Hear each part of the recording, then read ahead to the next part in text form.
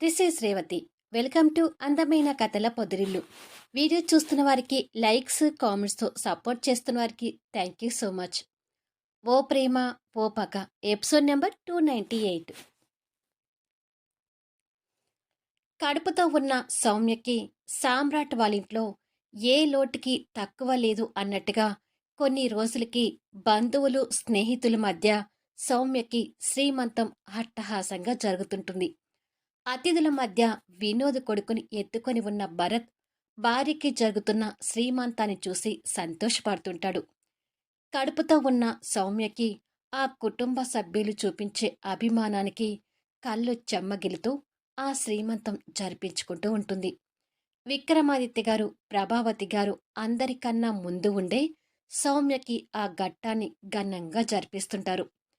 ప్రభావతి గారు తనకి బొట్టు పెట్టి గంధం పూసి చేతి నిండా గాజులు వేసి పండ్లు, స్వీట్స్తో ఒడి నింపి భర్తతో కలిసి అక్షింతలు వేస్తుంది. సౌమ్య వారికి హృదయపూర్వకంగా చేతులు జోడించి ఆశీర్వాదం తీసుకుంటుంది. అదంతా చూస్తూ భరత్ చాలా సంతోషపడుతుంటాడు. సామ్రాట్ కూడా శక్తి, పింకీతో కలిసి కూర్చొని సౌమ్యకి జరుగుతున్న శ్రీమంతాన్ని చూస్తుంటాడు. కొద్దిసేపటికి అరుణ్ భరత్ దగ్గరికి వచ్చి భరత్ దగ్గర నుంచి బాబుని తీసుకుని, నువ్వు వెళ్ళి సౌమ్యకి అక్షంతలు వేసి ఆశీర్వదించు, తర్వాత మేమందరం జంటలుగా వచ్చి అక్షంతలు వేస్తాము అంటాడు. అలాగే అని భరత్ వెళ్ళి సంతోషంగా తనకి అక్షంతలు వేసి ఆశీర్వదిస్తుంటే సౌమ్య లేచి భరత్ కాలికి నమస్కరించబోతుంది. అదేమి వద్దు సౌమ్య అంటూ భార్యని వంగనివ్వకుండా దగ్గరికి తీసుకుంటాడు. కడుపుతో ఉన్న భార్య పచ్చగా కనిపిస్తుంటే తన మొహాన్ని దోసెట్లకు తీసుకుని ప్రేమగా తన నుదుటిన ముద్దు పెట్టి తిరిగి తన్ని జాగ్రత్తగా చైర్లో కూర్చోబెడతాడు. తర్వాత పెద్దవాళ్ళుగా రాజశ్రీ, లక్ష్మి గారు వచ్చి తనని ఆశీర్వదిస్తారు. ఆ తర్వాత సామ్రాట్, శక్తి వచ్చి అక్షింతలు వేసి ఆశీర్వదిస్తాడు. తర్వాత అరుణ్, శ్రావణి, వినోద్, చరిత కూడా దంపతులుగా వచ్చి అక్షింతలు వేస్తారు. అలా బంధువులు, స్నేహితులతో, పిల్లలందరి సందడితో ఆ శ్రీమంతం ఆనందంగా సాగిపోతుంది. సాయంత్రానికి బంధువులందరూ వెళ్ళిపోతే భరత్, సౌమ్య హాల్లో కూర్చొని మాట్లాడుతూ ఉంటారు. వాళ్ళకి ఎదురుగా వినోద్, చరిత కూడా కూర్చొని మాట్లాడుతూ ఉంటారు. అందరూ ఎవరి సందట్లో వాళ్ళు ఉంటే సామ్రాట్ ఫోన్ తీసుకుని కారిడార్లోకి వస్తాడు. సౌమ్య శ్రీమంతపు వీడియోలు, ఫోటోలు అన్నీ రత్నప్రభ ఫోన్కి సెండ్ చేస్తాడు. పల్లెటూరులో మామూలు రైతు భారీగా కనిపిస్తున్న రత్నప్రభ భర్తతో కలిసి నులక మంచం మీద కూర్చొని కూతురికి జరిగిన శ్రీమంతపు వీడియోలు చూసి ఆనందపడుతుంటుంది. ఆ ఆనందంతో కన్నీళ్లు పెట్టుకుంటూ సామ్రాట్కి ఫోన్ చేస్తుంటుంది. సామ్రాట్ లిఫ్ట్ చేసి, మీ కూతురు శ్రీమంతపు వీడియో చూశారు కదా అని అడుగుతాడు. చూసాం సామ్రాట్, నిజంగానే మా కూతురికి మేము లేని లోటుని తీరుస్తున్నారు. నేను చేసిన ద్రోహానికి నన్ను క్షమించలేకపోయినా మీ కుటుంబ సభ్యులందరూ నా కూతురికి ఏ లోటు లేకుండా చూసుకుంటున్నందుకు మీకు పాదాభివందనం చేసుకోవాలని ఉంది అని అంటుంది పశ్చాత్తాపంతో. పెద్దవాళ్ళయుండి అలా అనకండి. మా ఇల్లే ఇక సౌమ్య పుట్టిల్లవుతుంది. మా కుటుంబం నుంచి తనకి మేము ఏ లోటు లేకుండా చూసుకుంటాము. మీ కూతురు గురించి అస్సలు కంగారు పడకండి అంటాడు. అది విని రత్నప్రభ దంపతులు సంతోషపడుతుంటారు. ఇలా సామ్రాట్ కొద్దిసేపు మాట్లాడి, ఇక ఉంటాను అని చెప్పి ఫోన్ పెట్టేసి ఇటువైపుగా తిరిగేసరికి ఎదురుగా శక్తి ఉంటుంది. రత్నప్రభతో మాట్లాడే విషయం శక్తికి కూడా తెలియదు కాబట్టి సామ్రాట్ కాస్త తడబడుతుంటాడు. శక్తి దగ్గరికి వచ్చి సూటిగా చూస్తుంటుంది. అది శక్తి, రత్నప్రభ గారు తప్పు చేయొచ్చు, కానీ కన్న కూతురు మీద తనకి ప్రేమాభిమానాలు ఉంటాయి కదా, అందుకే అని తడబడుతూ చెప్తూ ఉండగా, నువ్వేం తప్పు చేస్తున్నావని అలా తడబడుతున్నావు? ఒక తల్లి ఆపేక్షను తీరుస్తున్నావు. నిజంగా నువ్వు చేసేది చాలా మంచి పని కాబట్టి తప్పు చేసినట్టుగా అలా తడబడకు సామ్రాట్ అంటుంది సామ్రాట్ని అర్థం చేసుకుంటూ. శక్తి మాటలకు సామ్రాట్ సంతోషపడుతుంటే వాళ్ళ మాటలు చాటుగా విన్న భరత్ కన్నీళ్లు పెట్టుకుంటూ, ఒక్కప్పుడు నిన్ను బద్ధ శత్రువు అనుకున్నాను సామ్రాట్. ఇప్పుడు నిన్ను మించిన స్నేహితులు నాకు ఎవ్వరూ లేరు అని అనుకుంటూ ఉండగా వెనక నుండి భరత్ భుజం మీదుగా ఎవరో చెయ్యి పెడతారు. భరత్ చిన్న ఉలిక్కిపాటికి గురైనట్టుగా అయ్యి ఆ కన్నీళ్లు తుడుచుకొని వెనక్కి తిరిగేసరికి విక్రమాదిత్య గారు కనిపిస్తారు. నా అల్లుడు నిజంగానే హీరో భరత్. ఆ హీరో గురించి నువ్వు పూర్తిగా అర్థం చేసుకుంటే చాలు. ఈ కన్నీళ్ళొద్దు అంటాడు. అర్థం చేసుకున్నాను కాబట్టే ఈ కన్నీళ్ళు సార్ అంటాడు భరత్ పశ్చాత్తాపంతో. ఇలా రోజులు గడిచి గాయత్రి చంద్రమౌళికి ఒక కాలు పూర్తిగా తీసేసి కర్రలతో సపోర్టుగా నడుస్తున్న వివేక్కి కోర్టు యావజ్జీవ కారాగార శిక్ష విధిస్తుంది. జైల్లో శిక్ష అనుభవిస్తూ ఉన్న ప్రకాష్కి తోడుగా చంద్రమౌళి వివేక్ వచ్చి జాయిన్ అవుతారు. జైల్ ఆవరణలో చెత్త ఊడుస్తున్న ప్రకాష్ వాళ్ళని చూసి, ఎప్పుడొస్తారా అని మీకోసమే ఎదురు చూస్తున్నాను, ఫైనల్గా వచ్చేశారు అంటాడు. తప్పు చేసిన వాడికి శిక్ష తప్పదు కదా అంటాడు చంద్రమౌళి బాధపడుతూ. నేను ఒక కాలు మొత్తం పోగొట్టుకొని ఎప్పటినుంచో శిక్ష అనుభవిస్తున్నాను అంటాడు వివేక్ అంతకంటే ఎక్కువ బాధపడుతూ. కొద్దిసేపటికి ప్రకాష్తో పాటు ఆ తండ్రి కొడుకు కూడా చీపిరి పట్టుకొని జైల్ ఆవరణం శుభ్రం చేస్తుంటారు. ఇక లేడీస్ జైలు చూస్తే ఖైదీ యూనిఫామ్ అయిన తెల్ల చీర ధరించి కట్టెలపై మీద అన్నం ఉడుకుతున్న ఒక పెద్ద గిన్నెలో గరిట పెట్టి కలుపుతున్న స్నిగ్ధ దగ్గరికి ఖైదీ యూనిఫామ్తో గాయత్రి ఏడుపు మొహంతో వస్తుంది. నాకు తోడుగా నువ్వు కూడా వస్తావని ఎదురు చూస్తూనే ఉన్నాను. ఎదురు చూస్తున్నట్టుగా వచ్చావు. తప్పులు చేసిన వారికి ఈ శిక్షలు తప్పదు కానీ ఇక ఇక్కడ పనులు అలవాటు చేసుకో అని తల్లికి చెప్తుంది. అలా వాళ్ళకి శిక్షలు పడి చంద్రమౌళి వివేక్ ప్రకాష్ దగ్గరికి వెళ్తే గాయత్రి స్నిగ్ధ దగ్గరికి చేరింది. సామ్రాట్ది బైక్ యాడ్ రిలీజ్ అయి మోడలింగ్గా ప్రశంసలు అందుకుంటూ ఉంటాడు. ఒకదాని తర్వాత ఒకటి అవకాశాలు వస్తుంటే సామ్రాట్ మోడలింగ్లో కూడా బిజీ అయిపోతుంటాడు. ఎంత బిజీ అయినా కుటుంబాన్ని మాత్రం నిర్లక్ష్యం చేయకుండా అందరి విషయంలో బాధ్యతగా మెలుగుతుంటాడు. ఇలా మరికొన్ని రోజులు గడిచి సౌమ్యకి 9 నెలల నుండి హాస్పిటల్లో ట్విన్స్ అయిన ఒక బాబుకి పాపకి జన్మనిస్తుంది. ఇక దాంతో భరత్కి సౌమ్యతో పాటు ఆ ఇద్దరి పిల్లలు కూడా ప్రపంచం అయిపోతారు. మరికొన్ని రోజులకి ఇద్దరు పిల్లలకి కూడా సామ్రాట్ వాళ్ళ ఇంట్లోనే బారసాల ఫంక్షన్ జరిపిస్తారు. భరత్ సౌమ్య చెరొక బిడ్డని ఒడిలో కూర్చోబెట్టుకొని ఆ బారసాల ఉత్సవంలో పాల్గొని పూజారి చెప్పినట్టుగా పూజ చేస్తుంటారు. ఎప్పటిలాగానే సామ్రాట్ నుంచి ఫోటోలు వీడియోలు రత్నప్రభకు వెళ్ళి వాటిని కూడా చూసి సంతోషపడుతుంటుంది.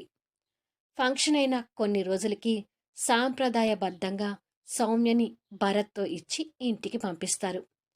ఆ కుటుంబానికి ఈ కుటుంబానికి మంచి రిలేషన్ ఏర్పడుతుంది. అలా భరత్ భార్య ఇద్దరి పిల్లలతో సంతోషంగా లైఫ్ లీడ్ చేస్తుంటాడు. ఇలా మరికొద్ది రోజులకి శక్తి బెడ్ మీద నీరసంగా పడుకొని ఉంటే ఒక లేడీ డాక్టర్ తన్ని చెక్ చేస్తుంటుంది. కుటుంబ సభ్యులతో పాటు సామ్రాట్ కూడా తన పక్కనే ఉంటాడు. కళ్ళు తిరిగి పడిపోయింది డాక్టర్, అసలు తనకు ఏమై ఉంటుంది అని కంగారుగా అడుగుతాడు సామ్రాట్. వరీ కావాల్సిన అవసరం లేదు, ఇది మీకు గుడ్ న్యూసే, శక్తి మళ్ళీ తల్లి కాబోతుంది అని చెప్తుంది డాక్టర్. అది విని అందరూ సంతోషపడుతుంటారు. ఆ ఆనందం సామ్రాట్ శక్తి మొహంలో చెప్పలేనిది. డాక్టర్ మెడిసిన్స్ రాసిచ్చి టైంకి ఈ మెడిసిన్ ఇస్తూ తన్ని జాగ్రత్తగా చూసుకోండి, అలాగే రెగ్యులర్ చెకప్కి హాస్పిటల్కి తీసుకురండి అని చెప్పి వెళ్తుంది. ఏమైనా నా కొడుకు మళ్ళీ తండ్రి అవుతున్నాడనే విషయం విని చాలా సంతోషంగా ఉంది అంటుంది రాజశ్రీ. నిజమే రాజశ్రీ, ఇక అన్ని సంతోషాలే అంటుంది ప్రభావతి. కూతురు మళ్ళీ తల్లి కాబోతుందని తెలిసి విక్రమాదిత్య గారు కూడా సంతోషపడుతూ దగ్గరికి వచ్చి కూతురు తల నిమురుతూ, అమ్మ శక్తి, నీ మీద పెట్టుకున్న మా కోరికలన్నీ ఇప్పుడు తీరుతాయమ్మా. నీ పుట్టింటి నుంచి ఇక నీకు ఎలాంటి లోటు లేకుండా అన్నీ జరిగిపోతాయి అని అంటాడు. అవును నాన్న, పుట్టింటి నుంచే కాదు, మెట్టినింటి నుంచి కూడా నేను ఫస్ట్ ప్రెగ్నెంట్ అప్పుడు ఏది కోల్పోయానో అన్నీ తీర్చుకుంటాను అంటుంది శక్తి. అది విని సామ్రాట్ సంతోషపడుతుంటాడు. అన్నట్టు అమ్మో, మన కూతుర్ని ఇప్పుడే మన పుట్టింటికి తీసుకువెళ్తే పోతుంది కదా అంటాడు విక్రమాదిత్య గారు.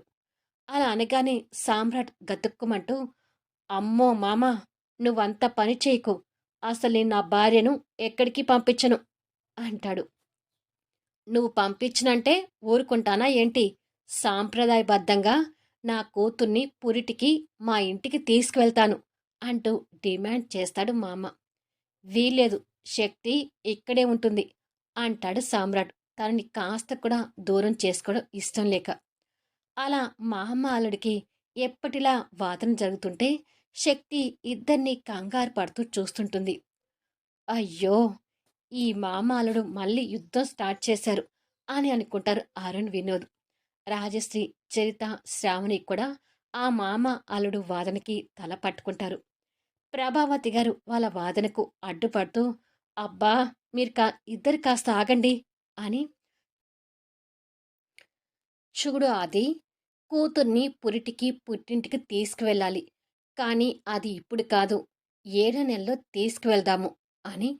చూడు అల్లుడు, మాకు కూడా మా కూతురి మీద కోరికలుంటాయి కదా, మా కూతురు పురుడు మా ఇంట్లోనే జరగాలి అని ప్రభావతి గారు ఇద్దరికీ సర్ది చెప్తుంటే, 7వ నెల అంటే అప్పుడు చూద్దాంలే, అప్పటి వరకు నా భార్యని ఎక్కడికి పంపించను అంటాడు సామ్రాట్.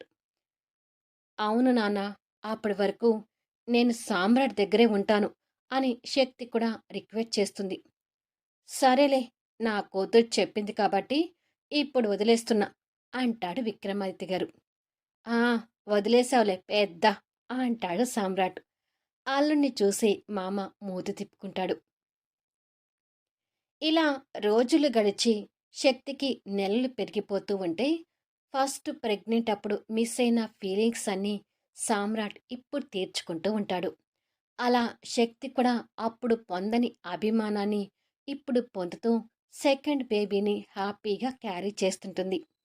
అలా శక్తికి 6వ నెల వచ్చేసరికి లోపల బేబీ కదులుతూ ఉంటుంది.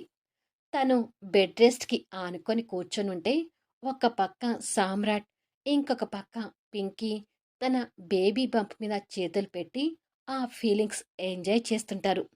వాళ్ళ సంతోషాలు చూసి శక్తి కూడా తృప్తిగా ఆనందపడుతుంటుంది.